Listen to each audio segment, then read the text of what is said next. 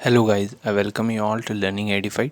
आज का जो हम टॉपिक डिस्कस करने वाले हैं is how to score well in English examinations. जहाँ जहाँ इंग्लिश एक सेक्शन है और एग्ज़ाम्स में आता है, हम कैसे स्कोर अच्छा कर सकते हैं। ठीक है, काफ़ी टाइम से मेरे पास बहुत क्वेरीज आ रही थी कि इंग्लिश इंग्लिश इंग्लिश पे। तो आज इस वीडियो को एंड तक देखिएगा, आपको समझ आ जाएगा कि कैसे मैंने स्कोर करा है। ठीक है, I have my self score 28/30 in IBPS PO exam, जो कि थोड़ी ठीक लैंग्वेज इंग्लिश लैंग्वेज के क्वेश्चंस देते हैं। ठीक है, आप लोग खुद भी देख सकते हैं चैनल पे, बाकी जगह वो स्कोर कार्ड पोस्टेड है। ठीक है, तो क्यों मैं ये चीज़ें सजेस्ट कर रहा हूँ, क्योंकि मेरे को इन चीज़ों से बेनिफिट मिला है। मैंने भी ये चीज़ें ट्राई करी थी, मैं भी CBSE बोर्ड से पढ़ा हुआ हूँ, नॉर्मल इंग्लिश है। मैंने भी कॉम्पिटिटिव एग्ज़ाम में इंग्लिश में अच्छा स्कोर करा है, कर रहा हूँ और कंसिस्टेंटली कर रहा हूँ। ऐसा नहीं है कि एक एग्ज़ाम में करा दूसरे में नहीं करा। ठीक है, तो ये चीज़ें आपको भी बेनिफिट देंगी। देखें कैसे कैसे मैंने क्या क्या स्ट्रैटेजीज़ यूज़ करी थी सॉरी, और आप लोग कैसे इनको अपने लाइफ में इम्प्लीमेंट करके अपने लिए अच्छे मार्क्स स्कोर कर सकते हैं। ठीक है, पहली चीज़ ध्यान दीजिए कि सबसे पहले आपको क्या करना है। देखो, एक चीज़ समझो, हिंदी और इंग्लिश दोनों लैंग्वेजेस हैं। ठीक है, हिंदी आप बोल लेते हो, सुन लेते हो, समझ लेते हो, उसमें गलतियाँ निकाल लेते हो, सब कुछ कर लेते हो। इंग्लिश में ऐसा क्यों होता है कि आप ना बोल पा रहे हो, ठीक है, ना इंग्लिश की कुछ चीज़ें समझ पा रहे हो, ना आप उसमें गलतियाँ निकाल पा रहे हो, ना आप उस चीज़ में लिखने में भी कुछ ना कुछ गलतियाँ कर ही रहे हो। ठीक है, देखो, हिंदी में भी ना आप ये मत समझो कि हिंदी आपकी ग्रामेटिकली बहुत ही साउंड है। हिंदी में भी कहीं ना कुछ गलतियां हमें हैं। स्वर स्वर व्यंजन, ये ग्रामेटिकली हम आएंगे, संज्ञा सर्वनाम, तो हम कुछ ना कुछ गलतियां हम वहाँ पे करेंगे ही करेंगे। फिर भी हम हिंदी बोल भी लेते हैं, समझ भी लेते हैं। अगर हमने हमारे सामने कोई हिंदी में बोलते हुए गलतियाँ कर रहा है तो हम वो भी समझ लेते कि हाँ, इसने गलती करी नहीं करी और क्या ऐसे सही में बोलना चाहिए था। सेम विद जाता है इंग्लिश के साथ, कि हम इंग्लिश में ऐसा क्यों नहीं कर पाते। देखो, इंग्लिश में क्या है, एक तो हम बोलते नहीं हैं, ठीक है, दूसरा हम इधर उधर इंग्लिश ज़्यादा सुनते भी नहीं हैं। ठीक है, इन चीज़ों को ध्यान दीजिए कि इंग्लिश आपको ना आपने कभी बोली है, ना आपने इतना ज़्यादा कभी उन लोगों के बीच में रहे हैं जहाँ इंग्लिश बोली जाए, तो आपको इसमें गलतियाँ होने के चांसेस बढ़ेंगे, आपको इसमें डर लगेगा और यही चीज़ आपको दूर करनी है। ठीक है, कैसे कैसे करनी है वो चीज़ आज मैं आप लोगों के साथ डिस्कस करने वाला हूँ। और ये चीज़ समझ लो कि इंग्लिश और हिंदी उतने ही लेवल पे हैं। ठीक है, आप लोगों के लिए इंग्लिश टफ़ होगी, किसी फॉरेनर को आप अपने सामने बैठा उससे बात करोगे कि तो उसके लिए हिंदी उतनी टफ़ है जितनी आपके लिए इंग्लिश। ठीक है, ऐसा नहीं है कि हिंदी और इंग्लिश का लेवल चेंज हो, नहीं, इंग्लिश और हिंदी उसी लेवल पे हैं। डिफरेंट लोगों के लिए डिफरेंट टफनेस लेवल उसमें होंगी। ठीक है, क्यों? क्योंकि उनके लिए इंग्लिश ईजी है, ठीक है, आपके लिए हिंदी ईजी है। क्यों? क्योंकि आपने हिंदी में कम्युनिकेट करा है, हिंदी में लिखा है, हिंदी में हमेशा से आपका कम्युनिकेशन रहा है। उनके लिए इंग्लिश ईजी है। तो ये चीज़ आपको समझनी पड़ेगी। अगर आपको इंग्लिश अच्छी करनी है तो वो चीज़ें करनी पड़ेंगी जो इंग्लिश अच्छी करने के लिए उन लोगों ने करी। उन्होंने क्या करा, इंग्लिश में कम्युनिकेट करा, इंग्लिश में लिखना शुरू करा, इंग्लिश में ही इंग्लिश पढ़ी है। ठीक है, सेम आप लोग भी कोशिश करो और देखो कैसे ना कैसे आपको रिजल्ट मिलेगा। सी, क्या आपको करना चाहिए, कुछ स्टेप्स लेकर आया हूँ आप लोगों के सामने कि ऐसा ऐसा करें और आप लोगों को रिजल्ट मिलेगा। देखो, अगर वीडियो को एंड तक देखोगे आप लोगों को समझ आएगा कि कैसे करना है, किस स्पीड में करना है। ठीक है, और कितने टाइम बाद रिजल्ट आपको दिखने लगेंगे। सबसे पहली चीज़, मेक रीडिंग अ हैबिट। ठीक है, डेली आपको रीड करना शुरू कर देना चाहिए आज से ही, कल के लिए मत छोड़ना, आज से ही रीडिंग शुरू कर दो। ठीक है, एटलीस्ट 30 to 45 मिनट्स आपको रीड करना चाहिए डेली। ठीक है, if you are a beginner then read easy stories. ठीक है, छोटी छोटी स्टोरीज़ आती हैं, छोटे छोटे आर्टिकल्स आते हैं, उनको पढ़ना शुरू करो। ठीक है, अगर आप बिगनर हो तो यहाँ से शुरू करो। अगर आप थोड़े मॉडरेट लेवल पे हो तो आप अभी इस वीडियो को आगे तक देखते जाओ, आप जिस लेवल पे हो वहाँ से शुरू कर दो। ठीक है, आपको लगता है मैं यहाँ तक पहुँच चुका हूँ तो ये काम मैंने करे हुए हैं, इनको छोड़ दो, उससे आगे का काम करो। एंड तक के लिए स्ट्रैटेजी बताऊँगा। ठीक है, किसी भी एग्ज़ाम में बेसिकली बैंक एग्ज़ाम में प्री मेंस दोनों लेवल पे आप अच्छा स्कोर कर पाओगे। सिर्फ ये स्ट्रैटेजीज अप्लाई करो, ठीक है, इससे ज़्यादा कुछ नहीं करना है, बहुत ही ईजी चीज़ें, ठीक। 30 to 45 मिनट्स के आसपास आप डेली रीडिंग करना शुरू कर दो, ठीक है। मैं मानता हूँ कभी कभी वो 20 मिनट होंगे, कभी वो 50 मिनट भी होंगे, depends on what kind of reader you are, ठीक है। ध्यान ये रखना कि अगर आप 30 मिनट भी पढ़ाई कर रहे हो या रीड कर रहे हो, उसमें आप ब्रेक ना लें। ऐसा ना हो कि आपने 15 मिनट पढ़ा, उसके बाद आप 5 मिनट फ़ोन चेक कर लिया, फिर 20 मिनट पढ़ा फ़ोन में। ये चीज़ें मत करो, ठीक है। ये मोबाइल वगैरह से जितना दूर रहो उतना अच्छा है, ठीक है। और अपनी एक चीज़ पे फोकस करके काम करो। डेली रीडिंग हैबिट बनाओ, ठीक है। रीड करना शुरू करो, छोटी छोटी स्टोरीज से शुरू करो। जैसे ही आप पढ़ना शुरू करोगे, 5th-6th क्लास की स्टोरीज़ पढ़ो। अगर आप बिल्कुल ही स्टार्टिंग कर रहे हो तो आप 5th-6th क्लास की स्टोरीज़ पढ़ो। वहाँ भी 1-2 वर्ड्स आपको परेशान करेंगे, समझ नहीं आएंगे। उन वर्ड्स को देखो, यहाँ पे लिखा हुआ है जॉट डाउन।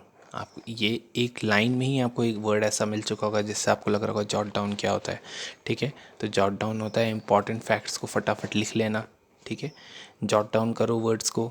जैसे ही आप इन वर्ड्स को लिखते हो, कहीं एक एक्यूमुलेट करो इनको, जहाँ पे आपको इनके मीनिंग लिख सको। छोटे छोटे वर्ड हैं, उनको बार बार, जैसे आपने कोई सेंटेंस पढ़ा, ठीक है, आपने उस सेंटेंस पढ़ा, उस वर्ड को लिखो, उसको समझो और दोबारा से उस सेंटेंस को पढ़ो, ठीक है। ये चीज़ें हैं। जहाँ पे भी आपको टफ वर्ड मिलता है, कोई भी नया वर्ड मिलता है, उनको लिखो और आगे बढ़ते रहो, ठीक है। अब देखो इसमें करने का तरीका क्या होता है। जैसे आपको कोई टफ वर्ड मिला, ठीक है, ये देखो, जैसे आपको एक सेंटेंस मिला कि Ram is cynophobic, that's why he didn't enter my house, ठीक है।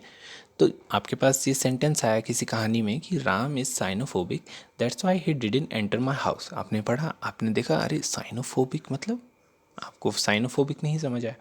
साइनोफोबिक आपने कहीं देखा यूट्यूब, सॉरी, गूगल वगैरह में सर्च करा, डिक्शनरी में सर्च करा, और आपको साइनोफोबिक का मतलब पता लगा कि हाँ, a person who fears dog, ठीक है। अ पर्सन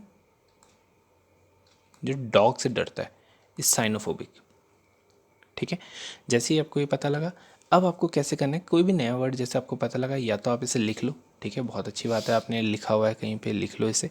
पर आपको ये सेंटेंस दोबारा भी पढ़ना पड़ेगा, ठीक है। अब आपको दोबारा पढ़ना है। पहली बार में आपको नहीं समझ आया था कि राम कौन है, क्यों है, कैसा है। अब आपको समझ आएगा कि राम इज साइनोफोबिक, ठीक है। आपको समझ आया कि हाँ, राम कौन है, एक इंसान है जो डॉग से डरता है। अब आपको ये पूरा कहानी समझ आएगी, सेंटेंस समझ आएगा, और तब आपकी चीज़ें डेवलप होंगी। ऐसा ना हो कि आप सिर्फ वर्ड को एक्यूमुलेट कर रहे हो। हाँ, साइनोफोबिक मिला, कॉपी में लिखा, बंडल बनता जा रहा है, रजिस्टर भरते जा रहे हैं, और आपको कुछ भी नहीं समझ आ रहा है। ये चीज़ें नहीं करनी है, प्लीज़ समझो। साइनोफोबिक मिला, राम इज़ ए साइनोफोबिक, आपको समझना है। कल को आपको प्रैक्टिकल लाइफ में, आपकी दिनचर्या में भी कहीं पे भी कोई ऐसा पर्सन दिखता है जो डॉग से फियर कर रहा है, आपको पता रहना चाहिए कि ओह, आपको मन में, आप देखो, लाउडली बोलो ना बोलो, मन में ज़रूर बोलो कि हाँ, ही इज़ अ साइनोफोबिक, ठीक है। ये साइनोफोबिया है, ये डॉग से डर रहा है, he is a cynophobic, she is a cynophobic, ठीक है। तो ये चीज़ समझो। ऐसे अगर आप काम करोगे, इजी इंग्लिश आपके लिए डे टू डे लाइफ में इम्प्लीमेंट होगी, तो आपके लिए बहुत बेनिफिशियल है, बहुत अच्छा हो जाएगा, इंग्लिश ईजी लगने लगेगी। दूसरा देखो, आपको क्या करना है, रूट वर्ड्स पकड़ो। रूट वर्ड्स होते हैं, आपको एक बुक मिल जाएगी, कुछ ना कहीं बहुत सारे प्लेटफॉर्म है जहाँ आपको रूट वर्ड्स मिलेंगे, ठीक है। आपको सिर्फ रूट वर्ड्स पे काम करना चाहिए ज़्यादा से ज़्यादा। क्यों मैं ऐसा बोल रहा हूँ, देखो, इस चीज़ का अलग बेनिफिट है। रूट वर्ड का इसलिए बेनिफिट है कि अगर आप एक चीज़ समझो, आपने इतना मोटा रजिस्टर भर लिया है जिसमें आपने डिफरेंट वोकैब लिखी। मैं सच में बोल रहा हूँ, अगर आप सिर्फ 400-500 रूट वर्ड्स पढ़ लो ना, आप कहीं ना कहीं × 5 कर लो, 2500 से लेके 300 वर्ड्स आपको, सॉरी, 3000 वर्ड्स आपके क्लिक हो जाएंगे, ठीक है। 2500 से लेके 3000 वर्ड सिर्फ 500 रूट वर्ड से, तो ये ज़्यादा बेनिफिशियल है। आपको बस करना क्या है, रूट वर्ड्स करते टाइम आपको उनको समझते हुए करना है। जैसे आपको देखना है कि ये एक पॉजिटिव रूट वर्ड है, ये नेगेटिव रूट वर्ड है, ठीक है, इसका नेचर क्या है। जैसे कि कैसे, यह है फोबिया। ठीक है, एक वर्ड होता है फोबिया। फोबिया का मतलब होता है किसी भी चीज़ का डर। ठीक है, किसी भी चीज़ का डर। आपको क्या समझना है, फोबिया आ गया। देखो, अब किसी भी पैसेज के बीच में, बहुत लंबा सा पैसेज था ये, ऐसा आया था कहीं पे भी, और यहाँ पे लिखा था ही इज़ एनीथिंग फोबिक। ठीक है, कोई भी यहाँ पे वर्ड लिखा था, साइनोफोबिक, लेट सपोज साइनोफोबिक ही लिख दिया। ठीक है, साइनोफोबिक, आपको नहीं पता साइनोफोबिक क्या होता है, क्योंकि आपको तो सिर्फ ये पता है कि फोबिया, फोबिया मतलब डर। ठीक है, तो पैसेज में देखो फोबिया वर्ड यूज़ करते हुए ही आगे बढ़ो। साइनोफोबिक मीन्स अगर उसके कहीं ना कहीं रिलेटेड बात लिखी हुई है, अगर कहीं ना कहीं मेंशन है ऊपर कि डॉग से ही, उसको पहले किसी डॉग ने काटा हुआ है, एनीथिंग, या पहले उसे डॉग बाइट हो रखी है, तो वो समझ जाएंगे। ठीक है, पैसेज आपको समझा देगा कि हाँ, साइनोफोबिक मीन्स डॉग से रिलेटेड है। या कोई बात हुई कि हाँ, वो लोग, उसके चार फ्रेंड्स लोग एक डेस्टिनेशन पर गए जहाँ उन्होंने एक हाइट से बंजी जंपिंग करनी चाहिए, पर राम ने मना कर दिया बिकॉज ही इज़ एक्रोफोबिक। तो आपको समझ आएगा कि अच्छा, एक्रोफोबिया मीन्स हाइट से डर। समझो, तो आप रिलेट कर पाओगे चीज़ों को। आपको एक रूट वर्ड पता होने से इतना फ़र्क पड़ जाता है। फोबिया आपको पता है डर है किसी ना किसी चीज़ का, किस चीज़ का डर है वो आपको पैसेज बताएगा, तो ऐसे आप पैसेजेस सॉल्व करने में भी अच्छे बन जाओगे। समझ रहे हो आप? आपको बस ये समझना है कि जैसे ये रूट वर्ड है, ये पॉजिटिव है, नेगेटिव है, क्वालिटी बताता है, क्या बताता है, इन चीज़ों पे आपको मेहनत ज़्यादा करनी है, बजाय आपको वोकैब रटने में नहीं हो पाएगा, आपको समझना पड़ेगा। और जैसे जैसे आप समझोगे, आपको रिलेट करोगे, चीज़ें ईजी होने लगेंगी। ठीक है, जैसे कि ये है हाइड्रोफोबिया। तो हाइड्रोफोबिक वो इंसान होता है जो पानी से डरता है। ठीक है, एक्रोफोबिक वो इंसान होता है जो हाइट से डरता है। ठीक है, साइनोफोबिक वो होता है जो डॉग से डरता है। तो देखो, फोबिया अब जहाँ पे भी आएगा, आप साइनोफोबिया आपने अभी पीछे भी देखा कि राम साइनोफोबिक था, इसलिए वो घर के अंदर नहीं आया। तो साइनोफोबिक आप कर चुके हो, एक्रोफोबिक आप कर चुके हो। ऐसे करते करते आपको रोज़ अगर आप 2-3 रूट वर्ड्स भी करते रहो ना, तो काफ़ी ज़्यादा हो जाएंगे। मैं आप गारंटी हो कि अगर आप महीने के 50-60 रूट वर्ड्स भी करते हो, आपका इंग्लिश का लेवल बहुत ज़्यादा इन्हेंस होने वाला है, आप लोगों को भी आइडिया भी नहीं है। ठीक है, रूट वर्ड्स पे काम करें और इनको डेली यूज़ पे लाएं। अब देखो, एक बार आप क्या कर चुके हो, आप रीडिंग पे अच्छे हो चुके हो, रीडिंग आप ऑलरेडी कर रहे हो 35 टू 45 मिनट्स तक। ठीक है, आपने रूट वर्ड्स पे करना शुरू कर दिया है काम, रूट वर्ड्स पे आप काम करने लग चुके हो। ठीक है, you are jotting down the words जो आपको नहीं आता है। ठीक है, अब देखो, अब आगे क्या करना है। जब आप इतनी चीज़ें ऑलरेडी कर रहे हो, तो आपका रूटीन एक अच्छा हो चुका है, आप इंग्लिश के साथ फेमिलियर हो चुके हो। अब आपको आगे एक इजीली ग्रामर बुक लो। ठीक है, एक ग्रामर बुक कहीं से भी लो, कोई से भी लो, सब में ग्रामर रूल सेम रहते हैं, मैं कोई रिकमेंड नहीं करूँगा, आपको जो अच्छे लगे वो लो। बेसिक आप भी जाओगे तो आपको भी पता लग जाएगा, दुकान में कोई भी एक अच्छे से ग्रामर बुक लो, उसे कर लो। ठीक है, बहुत ज़्यादा नहीं होगी, 200-300 पेज की कोई भी ग्रामर बुक होगी, इससे ज़्यादा नहीं होगी। ठीक है, एक बार करना है, लाइफ टाइम के लिए काम ख़त्म। ठीक है, ग्रामर बुक लो, उसे ख़त्म करो। साथ ही साथ ईडियम और फ्रेजेस पढ़ना शुरू कर लो। अब आप वोकैब याद करने ही लगे हो रूट वर्ड्स के थ्रू। ठीक है, आपको समझ आने लगेगा, चीज़ें रिलेट होने लगेंगी, और ईडियम और फ्रेजेस भी बहुत हेल्पफुल रहते हैं। ठीक है, जो आपको इंग्लिश समझाने में बहुत मदद करेंगे। जब आप कोई पैसेज पढ़ रहे हो, बीच न बीच में कहीं ना कहीं आपको ईडियम और फ्रेजेस यूज़ कर रहे हुए दिखेंगे। जैसे एक ईडियम और फ्रेजेस के कुछ एग्जांपल मैंने लिए हैं, जैसे कहता है get a taste of your own medicine. ये पैसेज के बीच में आ जाएगा तो आपको नहीं समझ आएगा कि ये मेडिकल टर्म क्यों आ रही है, मेडिसिन ये वो सब क्या है। पर अगर आपको पता है कि इस फ्रेज़ का मतलब ये है कि आप जैसा ट्रीटमेंट लोगों के साथ करते हो, वैसा ट्रीटमेंट आपके साथ हो रहा है, this is what it means, get a taste of your own medicine. ठीक है, और तब आपको समझ आएगा कि अच्छा, इतने बड़े सेंटेंस का मतलब ये था। उसी तरीके से call it a day means when you give up on something.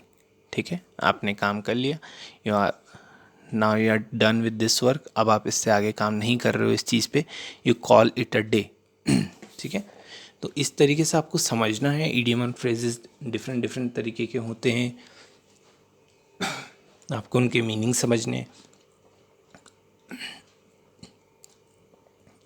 एक है ब्रेक अ लेग। क्या होता है ब्रेक अ लेग का मतलब? आप लोग प्लीज़ सर्च करो, कमेंट डाउन करना आप लोगों को क्या पता लगा ब्रेक अ लेग का मतलब, इनको कैसे यूज़ करते हैं। हो सके तो एक सेंटेंस बनाना और कमेंट में लिखना कि ब्रेक अ लेग को यूज़ करते हुए आपने क्या सेंटेंस बनाया। ठीक है, इन चीज़ों पे काम करोगे तो आपकी इंग्लिश ज़रूर अच्छी होगी, मैं गारंटी दे रहा हूँ। ठीक है, मैंने भी इन्हीं चीज़ों को करा है। कोई भी अगर आता है तो इन्हीं चीज़ों को करते हुए आगे आता है। बस आपको इस पे विश्वास रखना है, आप लोग प्रोसेस पे विश्वास रखो। ठीक है, यही चीज़ें आप करते रहोगे तो रिज़ल्ट आएगा ही आएगा। रिज़ल्ट के लिए जल्दी मत भागो कि हाँ आज से मैंने शुरू करा, कल परसों से एक हफ्ते में मेरे रिज़ल्ट आना चाहिए, नहीं आएगा। ये चीज़ समझो, रिज़ल्ट इतनी जल्दी आने लगते हैं तो सब एक एक हफ्ते में इंग्लिश सीख के बाहर हो जाते। ठीक है, प्लीज़ इस चीज़ पर आप लोग थोड़ा सा कंसिस्टेंट रहना। देखो इसके बाद, इतना करने के बाद आप लोगों को क्या करना चाहिए वो मैं आपको एंड तक के लिए बता रहा हूँ। इस चीज़ के बाद आपको कभी इंग्लिश के लिए ज़रूरत नहीं पड़ेगी कहीं और भटकने की। ये चीज़ें करते रहो, रिज़ल्ट इन्हीं से इतना बेहतर आएगा कि आप खुद समझ जाओगे कि कितने पावरफुल हैं ये वेपन। देखो, do cloze test, fill in the blanks, error finding questions, attempt quizzes on different website और ऐप्स। ठीक है, अब बारी आती है, आपने सीख तो सब कुछ लिया यार, ठीक है, आपने रूट वर्ड सीख लिए, आपने वोकैब सीख ली, इडियम और फ्रेजेस सीख ली, रीडिंग आप कर रहे हो। अब बारी आती है टेस्ट देने की। अब आपको चेक करना है कि मुझे कितना आता है, क्या मैंने सीखा, कहाँ कहाँ मुझे कन्फ्यूज़न है, मैं सही सीख रहा हूँ नहीं सीख रहा हूँ, सही सीख रही हूँ नहीं सीख रही हूँ, ये चीज़ें आपको समझनी पड़ेगी। ठीक है, आपको कैसे सीखोगे? क्विज़ दो, छोटे छोटे क्विज़ेस दो। इतने सारे ऐप्स आते हैं, ऐप्स में जाओ, इंग्लिश सेक्शन खोलो, वहाँ की क्विज़ेस दो। वेबसाइट्स, डिफरेंट वेबसाइट्स हैं। जैसे आपको लगता है मेरे डिफ़िकल्टी लेवल, अब मेरे को ये इजी लगना है, अपना डिफ़िकल्टी लेवल बढ़ाओ। रुकना नहीं है। ये मत सोचना कभी कि हाँ मैं इजी लेवल पे अच्छा स्कोर कर रहा हूँ, या मैं बैंक क्लर्क के लिए तैयारी कर रहा हूँ तो मैं पीओ लेवल के एग्ज़ाम क्यों दूँ। नहीं, दो ना, वहाँ दोगे तो वहाँ से आगे लेवल का सीखोगे। ठीक है, तो अपना लेवल पुश करते रहो। आपने आरआरबी पीओ कर लिया तो अब आईबीपीएस पीओ के लेवल की इंग्लिश करो, आईबीपीएस कर लिया तो एसबीआई पीओ लेवल की इंग्लिश करो, वहाँ कर लिया तो कैट लेवल की इंग्लिश करो। आप देखो, कभी भी जितने में आप रुक जाओगे उतने पे आपका लेवल रुक जाएगा। डिपेंड करता है आप कितना काम करना चाहते हो अपने ऊपर। ठीक है, ये सब करने के बाद आपको बस कुछ नहीं करना है, सिंपल सा आप इन वर्ड्स को यूज़ करते रहो अपने डेली लाइफ में।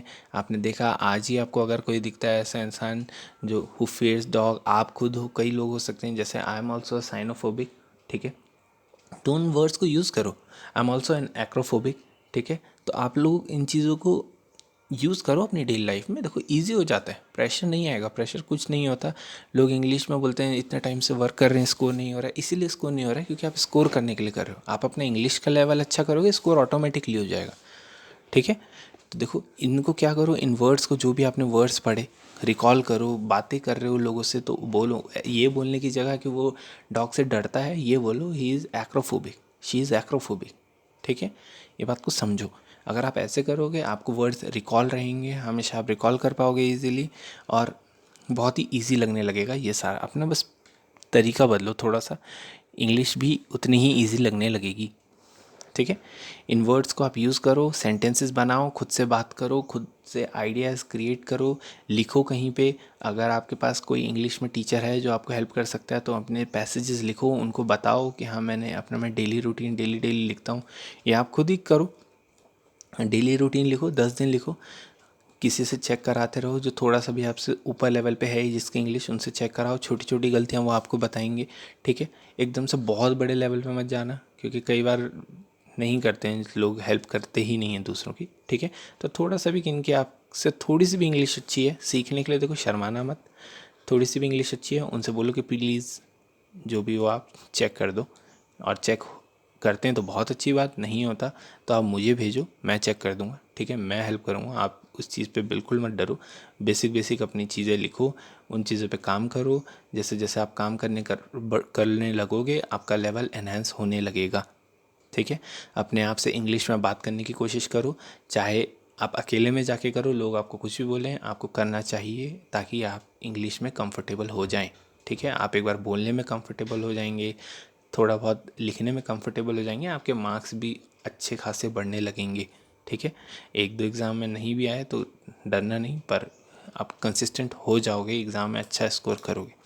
दूसरा, इन सब बातों को लेके एक चीज़ ध्यान रखना कि आप इन बातों को अप्लाई करें एक कंसिस्टेंसी के साथ। ऐसा ना हो 2 दिन करा जोश में, 7 दिन करा जोश में, 8वें दिन बोला अरे छोड़ आज मैं इंग्लिश स्किप कर देता हूँ, टाइम नहीं मिला, 9वें दिन स्किप हो गई, 10वें दिन स्किप हो गई, फिर 11वें दिन आपने कहा कि अरे 3 दिन से नहीं करी, चलो आज थोड़ी सी इंग्लिश पढ़ लेते हैं, आधी रीडिंग कर ली। ऐसा करोगे तो 10 दिन यहाँ इन 2 दिनों की भी कोई वैल्यू नहीं रहेगी। ठीक है, अगर ऐसा करना है तो तैयारी यहीं से करना बंद कर दो, मत करो। जो करना है जैसे कर रहे थे वैसे करते रहो, मुझे कोई दिक्कत नहीं है। पर अगर सच में रिज़ल्ट चाहते हो तो कंटिन्यूस रहना। ठीक है, 1 2 3 4 5 इस ऑर्डर में हर दिन बढ़ते रहो और कंसिस्टेंटली बढ़ते रहो। ठीक है, रिज़ल्ट आएंगे। जिस दिन रिज़ल्ट आएगा आपको समझ आएगा कि हाँ ये पहले दिन की करी हुई मेहनतें कितनी यूज़फुल थी। लोग इन चीज़ों को नहीं समझते, कंसिस्टेंसी का खेल नहीं समझते। अपने प्रोसेस पे बिलीव रखो। ठीक है, ऑल द बेस्ट। जिस चीज़ के लिए भी आप तैयारी कर रहे हो करते रहो। ठीक है, जो आपके डाउट्स हैं पूछते रहो। वीडियो में क्या चीज़ आपको अच्छी लगी, क्या चीज़ नहीं अच्छी लगी, वो कमेंट बॉक्स में प्लीज़ बताना। ठीक है, अगर आपको लगता है कि वीडियो में आपको कुछ यूज़फुल मिला, वीडियो को लाइक करना, आगे और लोगों को शेयर करना जिनको इंग्लिश में प्रॉब्लम आती हैं, आपको लगता है कि ये स्ट्रैटेजी सही हैं, काम आ सकती हैं, तो आगे भी शेयर करना। Thank you for your time. All the best.